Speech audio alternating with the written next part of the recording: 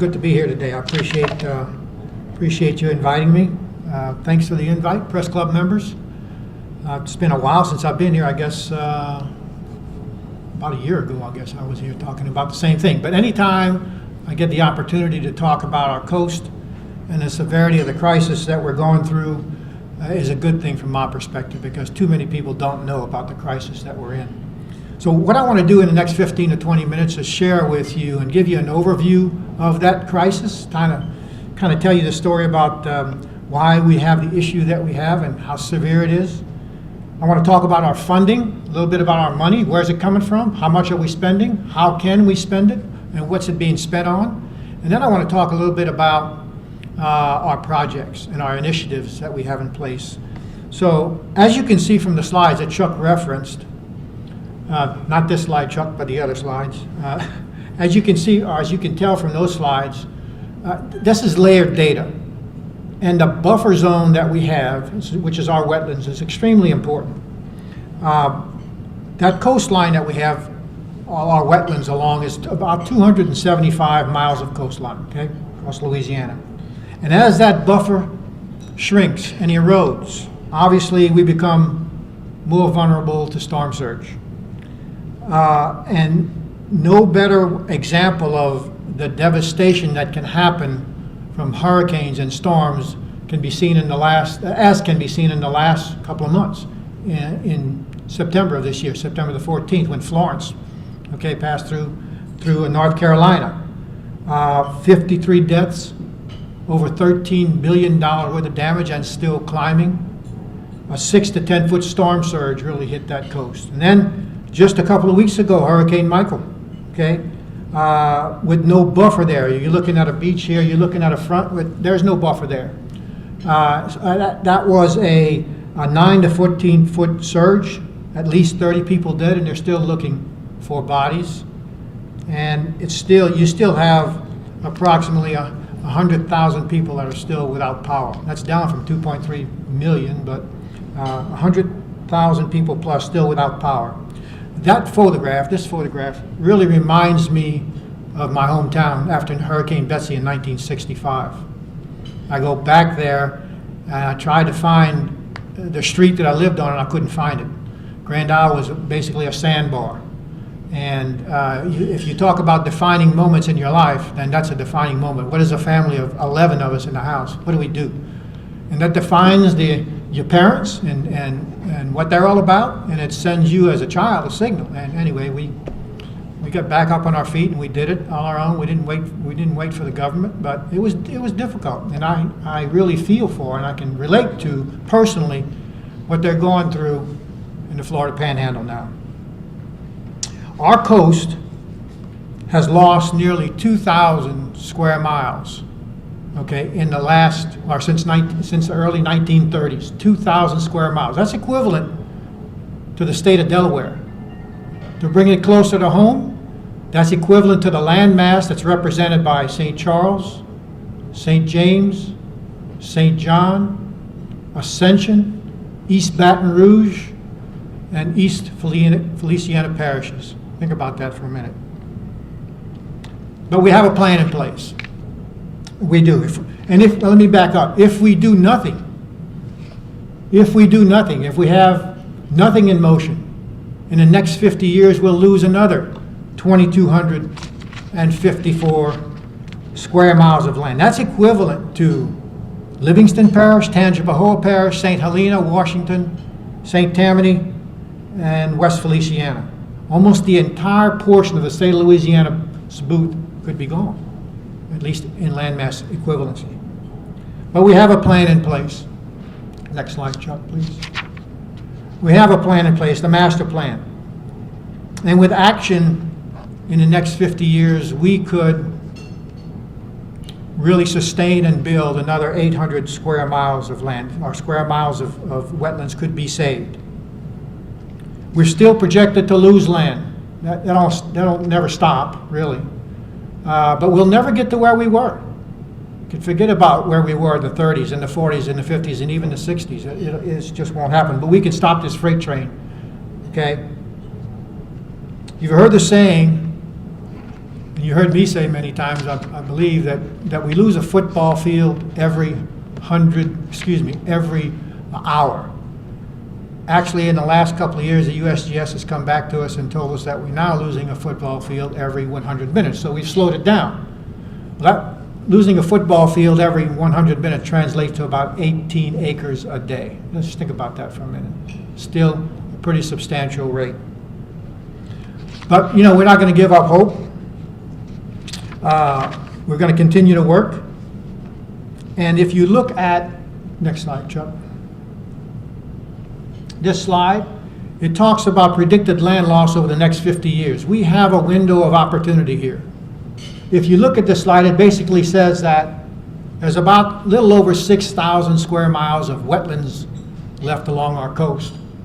If you project it over 50 years, our models are telling us under a low, medium, and high scenario, and I'll talk about a low, medium, and high for just a second. Low, medium, and high, back up, Chuck. Is this the slide? Yeah. Sea level rise scenarios, it says that over 50 years we're going to look at an increase of 1.4 feet due to sea level rise, and all the way on the high case to almost 3 feet of sea level rise. Now, what it doesn't show on the slide is also in this 50 years we've got increased storm. We're modeling increased storm intensity, precipitation, etc. But it basically says that you look at the first 20 years, it's almost flat. Not quite, but it's almost flat. And then you really start to accelerate after year 20. What does this translate to us now? The next 20 years is crucial for us. We have a window of opportunity, and if we can act with large, impactful projects within that window, we can make a difference. Okay, we can not stop, but learn to adapt this freight train that's coming at us. Okay? Next slide. Let me talk a little bit about our funding. So in order to do that, let's talk about our money. The master plan is a 50-year, $50 billion plan. And putting the master plan together for 2017, we received well over 200 projects were submitted for consideration to go into the master plan. Those fundamentally 209 projects, they represented $150 billion worth of work. Now, it was not realistic for us to think we could find $150 billion in this 50-year span. It's very difficult even to look out 50 years. But nonetheless, that's what it was telling us. And so in the near term, however, in the next 14 years, the CPRA will have at its disposal $9 to $11 billion to spend on restoration and protection of our coast. Now, that's not enough to solve all of our problems by any stretch of the imagination, but it's more than anyone ever imagined we'd have. Back in 2007, when I was Secretary of Transportation and Katrina hit, obviously our job assignments and our responsibilities changed. And back in 2005, DOTD had responsibility for the protection portion of our coast, and DNR had responsibility for the restoration protection of our coast. And so we had two disjointed efforts really going on, weren't on the same page. I think you've heard this story, I may have told it last time. I'd find myself in DC looking for money, to find money for the protection side of the business. I'd walk out of an office and then walk Scott Angel looking for money for the restoration side of the business, each of us not really knowing what each of us was looking for. So we brought some sanity to that process. But I was involved with the actually putting a team together to do the restoration and protection implementation of a program. So I oversaw the development of the first master plan in 2007, and Angel was responsible for and spearheaded the legislation that was required to complement the creation of the CPRA, as well as a redistribution and a reallocation of levy districts. Now, this $9 to $11 billion that we'll spend in the next 14 years will be spent on and will support projects that are larger and of higher value and impact than anything we've ever attempted before. It'll really create a change in our landscape. And it will anchor, these projects is going to anchor really additional forthcoming projects, future projects. These projects and the results will prove worthy for additional investment in the future. And more importantly, they will cement our attitude and our emergence of a restoration and water economy, okay, in Louisiana. And really, by having this focus, we're going to, our vision is creating jobs that go along with this restoration economy. The funding we'll have in terms is made of four main sources. There you go, Chuck, next one. State mineral revenues, CPRA, which is Coastal Wetlands Planning, Protection, and Restoration Act, that's the BRO Act. The GOMESA funds, Gulf of Mexico Energy Security Act, and then the monies that we have and will receive from the BP funds. Let me talk about each one of these just briefly. The state mineral monies. CPRA does not get one nickel from the general fund. Okay, this is all the money we get from the state. Fundamentally, it's historically been about 25 to 30 to 32 million dollars a year. In the last 2 or 3 years, that's been reduced drastically to about $15 million a year. And that's because of decreased oil production and reduced prices in the oil and gas industry. Okay, that money is pretty flexible. We can spend it on anything we want to, but we have to spend it on, you know, the papers, the pencils, cash flow for projects that we put in motion, all right, salaries, etc. But that's all we have to do this with. The other money is pretty restrictive, and I'll talk about that for a minute. So $15 to $30 million over 15 years equates to a range anywhere from $200 to $400 million that we can expect from mineral revenues. On the CPRA front, this is fundamentally a government program, right? It's the BRO Act. It delivers about $80 to $85 million a year to us. So over this 14-year span, that translates to about $1.1 billion. And that's a pretty reliable source of money, okay? Very reliable. And we generate a lot of projects through CPRA every year. And then you have GOMESA, the Gulf of Mexico Energy Security Act. That program was a two-phase program. Phase one was over 10 years. In that first phase, however, we received less than $10 million. And so the program really didn't kick in until year 10, which is 2017.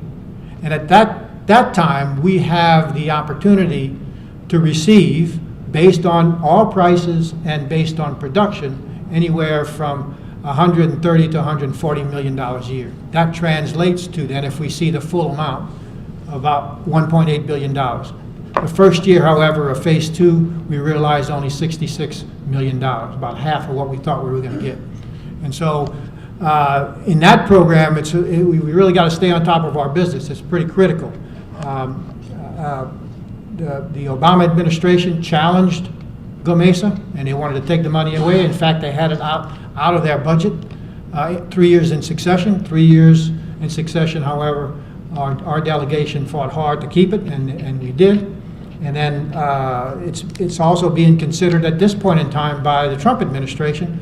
But we've got some things in motion right now to not only sustain it, but to build it and to have it increase. So we're working hard there. Congressman Graves and Scalise and Cassidy are working really hard to help us make that a reality. And then you have the BP spill, $7.5 billion over a 15-year period. That money comes in fundamentally three buckets to the state. The Natural Resources Damages Act is a bucket of about $5 billion that comes to us.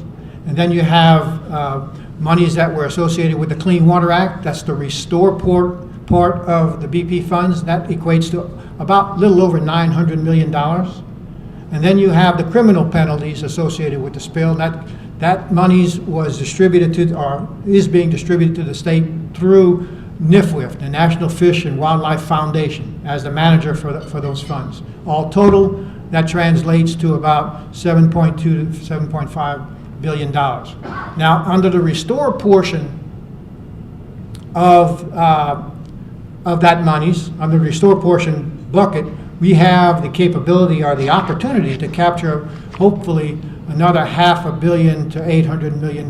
There's a $1.6 billion competitive bucket that's in play. We're competing with Texas, Mississippi, Alabama, and Florida for that monies. We really have to be on top of our game. We really have to know what we're talking about. We really have to make sure that we don't drop the ball and we compete effectively for those monies. But we have an opportunity there to get a good portion of that $1.6 billion. 3 points I'd like to make on our funding. One, it's not nearly enough money for us to consider.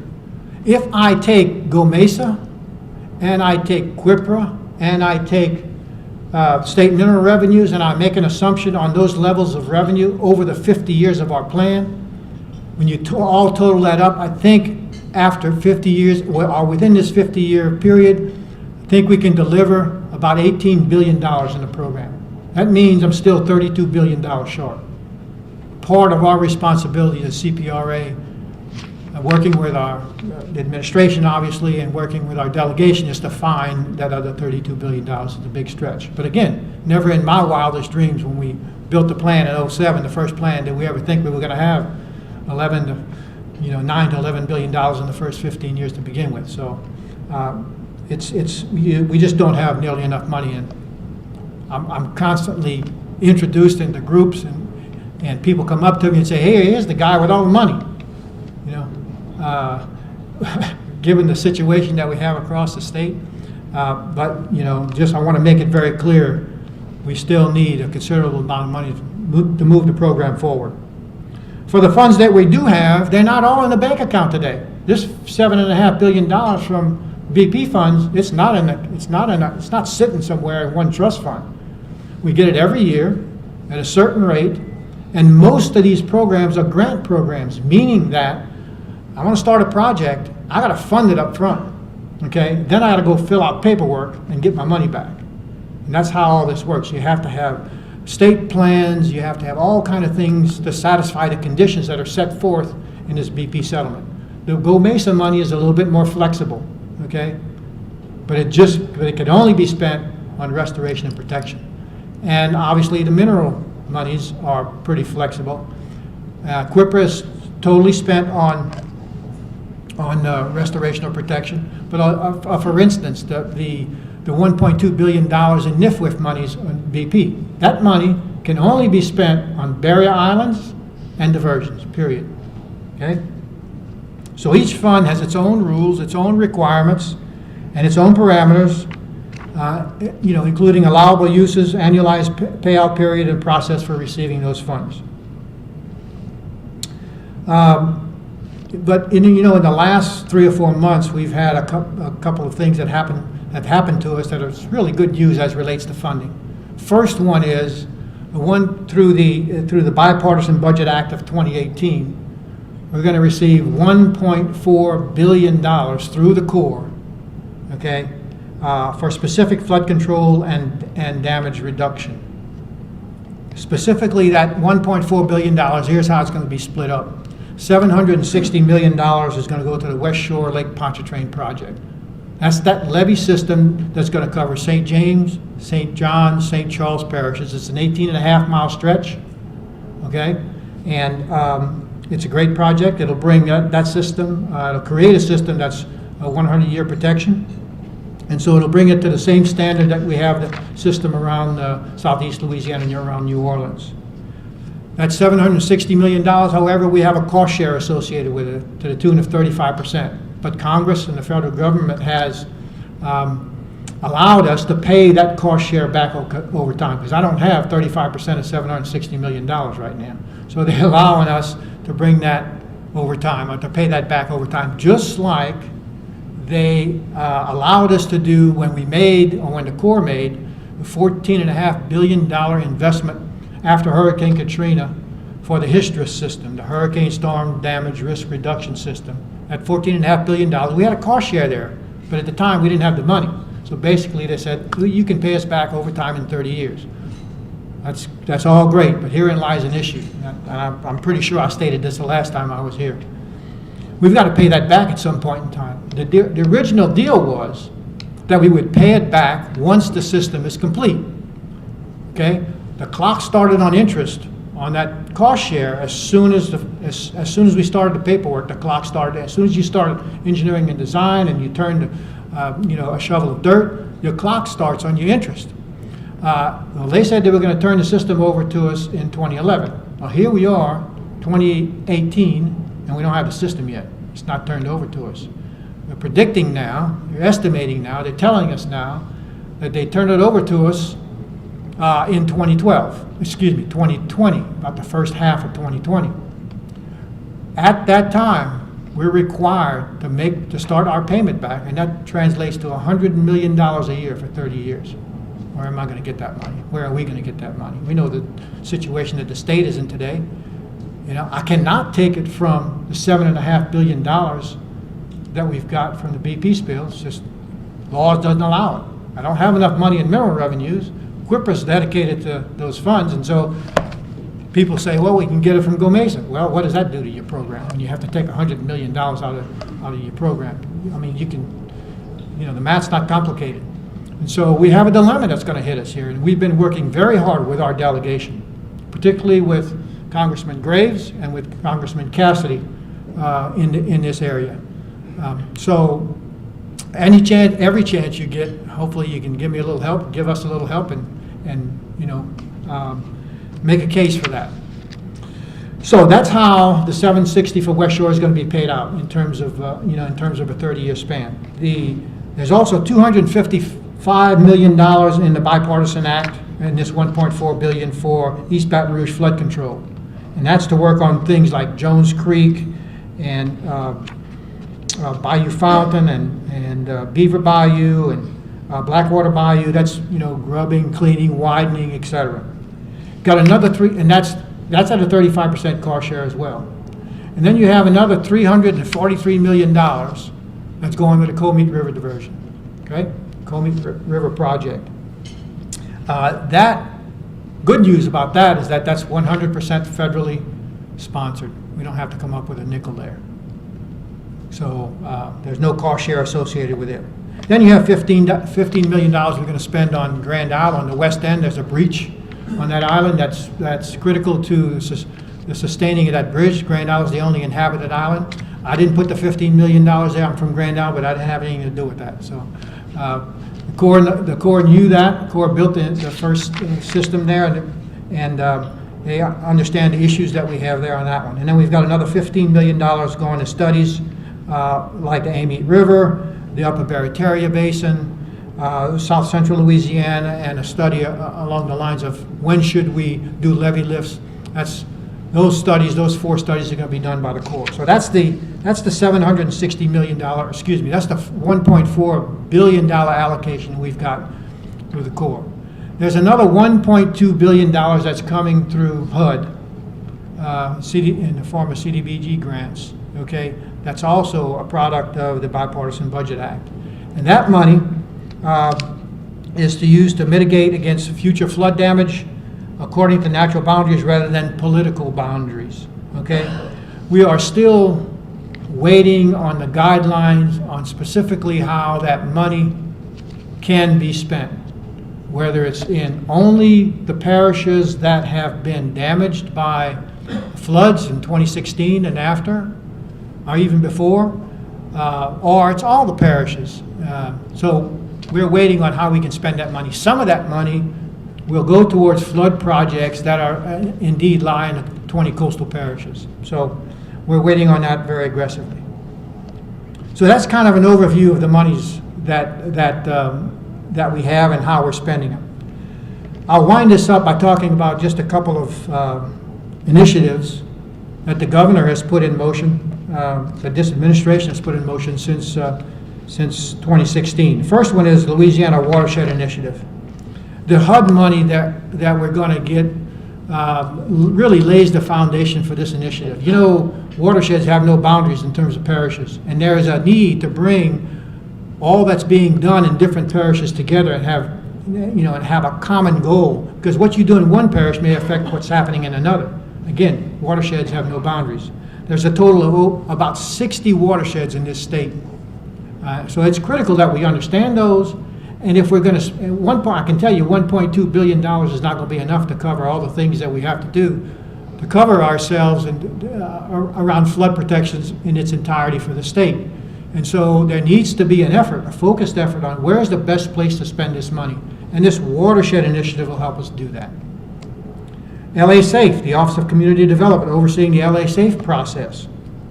And the resettlement of Isle de Jean Charles. That resettlement is happening. The feds came in and said, okay, you got $48 million to move those people. And they're currently in the process of doing that. We're waiting on some bids on buying land, but that settlement will be coming just south of Thibodaux in Schriever, Louisiana, and so that's in motion, as well as another $40 million of projects in 6 parishes that are going on through LA Safe. And then you've got CPRA. We've reached out to Department of Education, Department of Health, Department of Transportation, and we're putting together information that translates the coastal crisis into the terms that they can understand. What's it mean to students? What's it mean to schools? What's it mean to roads? What about hospitals and Medicaid people? And so we've got an effort in place now that allows us to focus and do that. And CPRA, another bullet is that CPRA is, we've partnered with Louisiana Wildlife and Fisheries and Louisiana Sea Grant to hold what we call adaptation conversations with different aspects of our seafood industry. As you've probably heard pretty aggressively here in the last several months, there are issues, rightly so, around diversions. Okay, fishermen and community people are really concerned about what type of impacts these diversions are going to have on their communities and on their industries. I'll give you an example. This mid-Barry diversion is a 1.2 to 1.4 billion dollar project. It's 75,000 cubic feet per second flow. That's equivalent to the Missouri River. We're going to cut a hole in the levee and we're going to flow that, and the whole concept there is a sediment diversion, capture sediment that built the marshes in the first place. Right? We're going back to the natural building of our delta. Well, that's going to could have an effect on oysters and shrimp, fish, crab, etc. We've established these adaptation groups to help us identify what the possible impacts will be and to do something, to put a mitigation plan together to minimize that or eliminate them totally. So we're working with, again, Sea Grant and others to do that. And then the governor's entire cabinet is discussing implications of a coastal crisis, on their work and on their missions, what they do in their respective departments. A couple of weeks ago, the governor brought the entire cabinet together for 2 days to look at resilience, to look at how our strategies in our respective departments, can focus on resilience. How do we learn to manage water? How do we learn to live with it? And how do we address this crisis?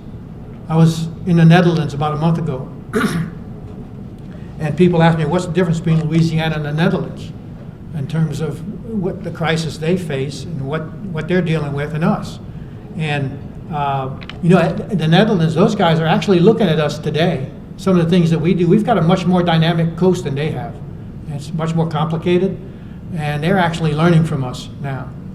But the bottom line is, if I were to pull a 10-year-old over at the street in the Netherlands and ask him and talk about water, he'd understand it. He'd talk about how they live on it, the water boards that are there, what they mean, how they pay taxes, et cetera, et cetera. If I do that here, out of sight, out of mind in South Louisiana, it really is. Okay? And so we've got to get better at educating our people on the crisis that we have, particularly our young people. And we've got a couple of tools in place to do that now, but all of us play a role in trying to make that happen. On to projects. About 2 or 3 more minutes here. We have 65 active projects in motion. It'll benefit 131,000 acres. That's over 200 square miles of coastal habitat. We'll improve more than 172 miles of levees. 17 of those projects are in construction, 45 are in engineering and design, and 3 are in planning. And included in that list are large diversions, the Mid-Perry diversion, $1.2 billion, the Mid-Breton diversion, about $900 million. Not only that, but we've got a freshwater diversion that's tapped for the Maurepas Swamp. That's about a $300 million project, but that'll revitalize that whole swamp. And then we have a sediment and freshwater diversion from the Atchafalaya River into Terrebonne Parish. So those are large, impactful projects. We have a large salinity control project on the Calcasieu River in Cameron Parish, and a lock complex and a storm surge project barrier project on the Homan Navigational Canal. And then we have, obviously, continued investments in large restoration projects that really make a difference. We just finished one, Whiskey Island, $118 million. That covered 902 acres of barrier island and marsh habitat across 5 miles of island. So we've got a lot going on. We've got a lot in the mill. People say, well, the spill was back in 10. What's the problem? Well, we didn't get approval on all this BP money until April of 16. So money didn't start coming until next year. So it was last year that we really started spending money and put ourselves in a position to really do a lot of these projects. That's why you have a lot of things going on in E&D. It's because of the flow of money coming in. So there's a lot to be done. And we know that we're really just getting started, but we have a really good, tremendous foundation of good work to build on, and I look forward to seeing how we advance that ball really in the years and the months to come. So I ask you respectfully to help me help us. So open to questions.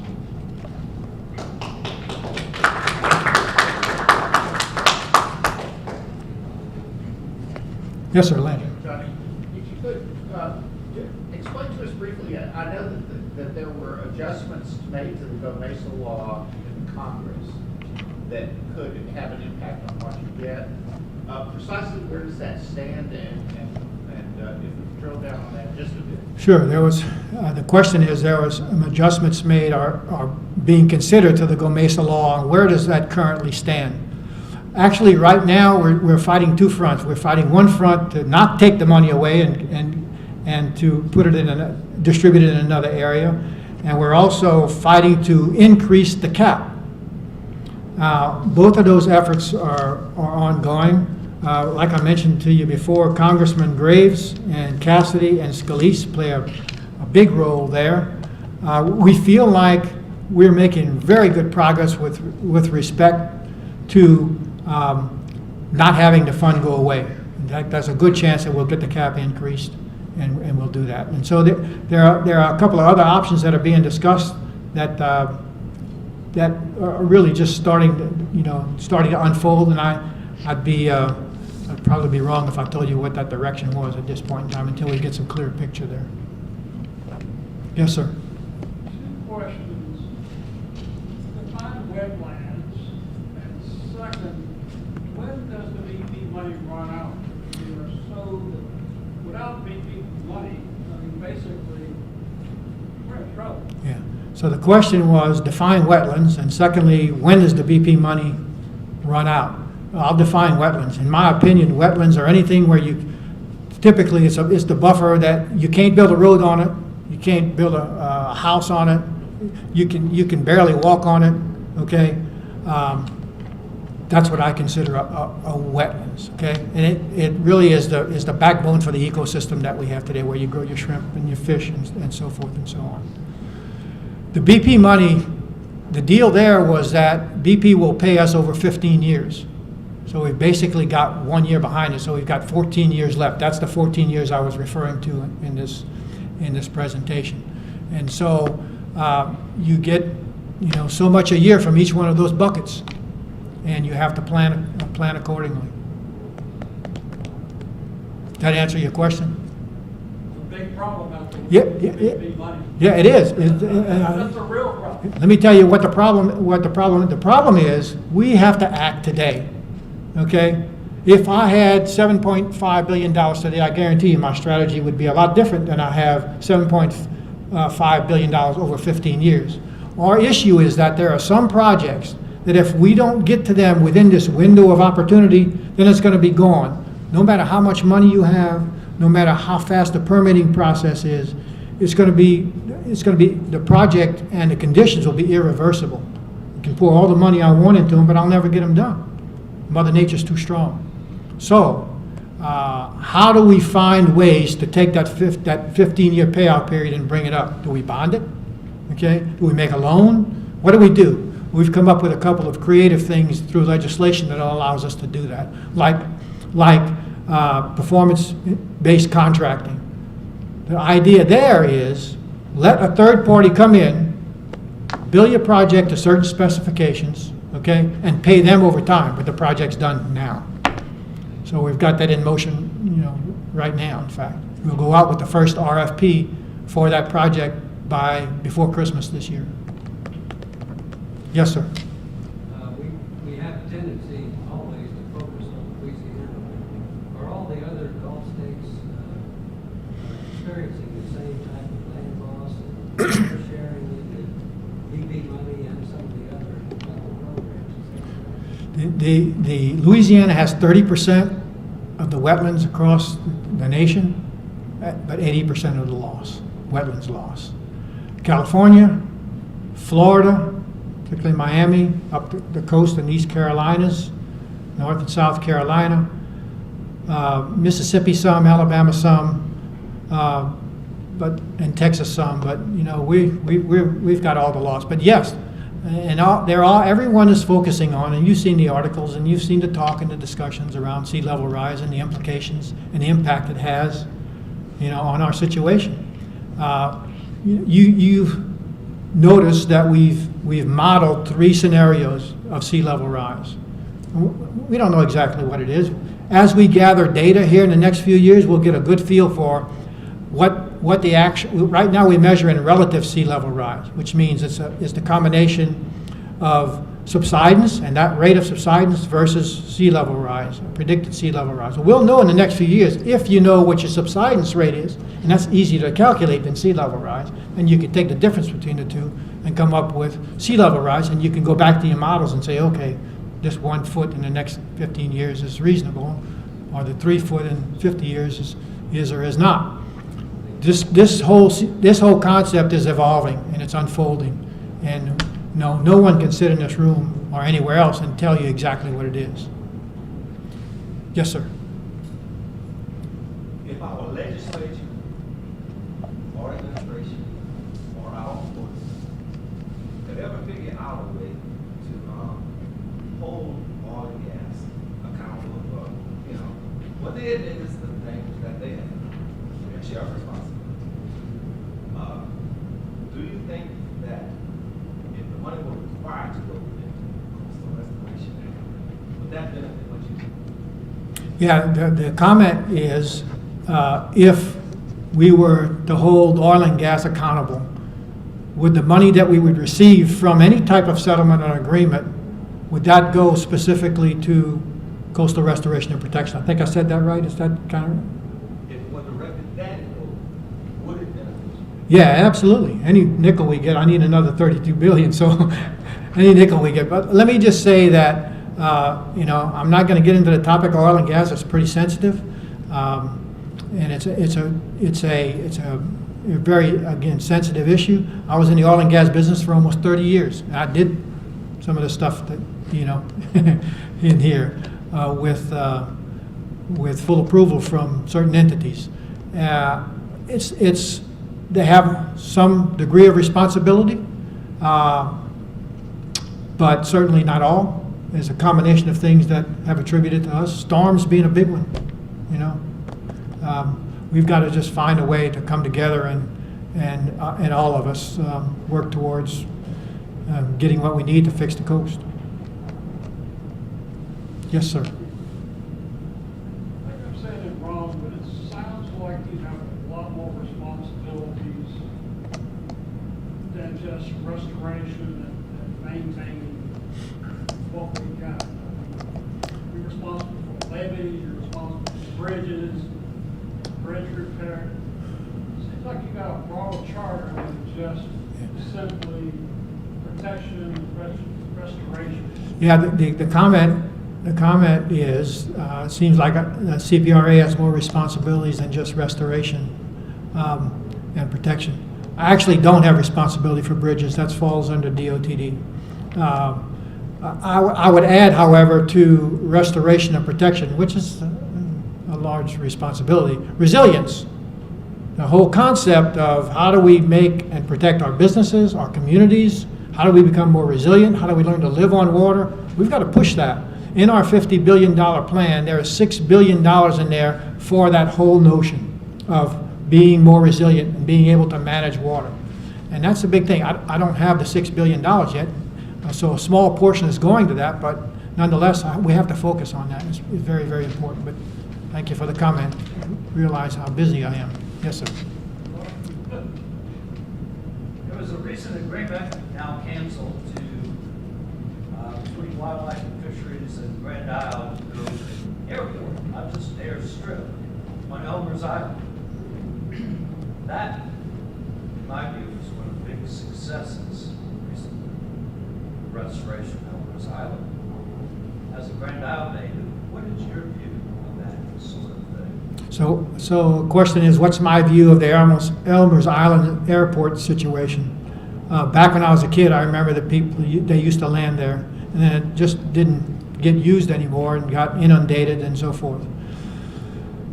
So Wildlife and Fisheries, I tell you, Grand Isle put a hardcore press on Wildlife and Fisheries in the state to make that airport real again. And they based that on the fact that they've had investors come in and say they would spend money to revitalize it and so forth.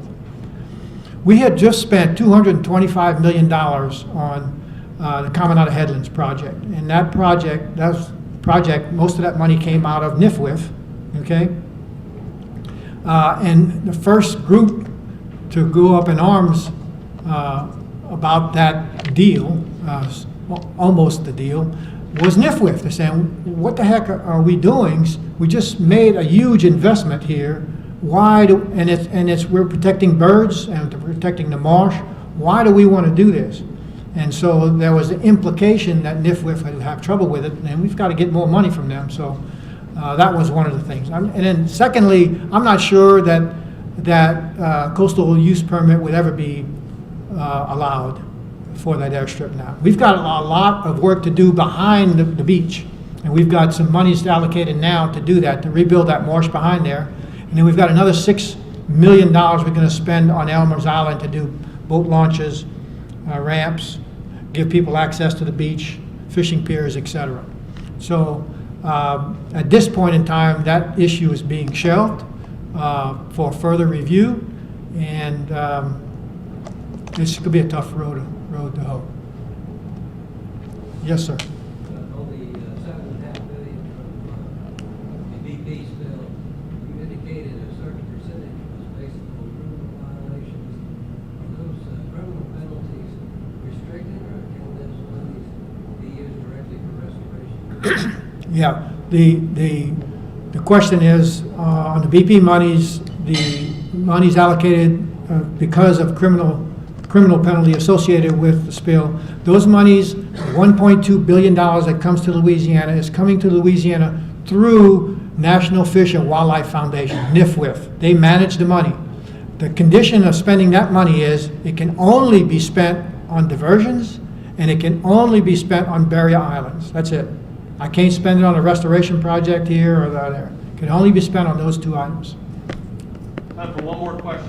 Lana, you had your hand up for one. Well, there is a small state surplus in view. Don't y'all constitutionally get a small amount of money that might offset some of your loss in the price of oil? Yes, we're competing for that now. There's obviously, as you know, Lanny, there's a huge list of wants for that list. Everybody and their brother's going after it. But we've got projects that the governor's asked us to consider, give him a list, and we're working through that with the administration now. So yeah, there's a chance we'll get some of that money.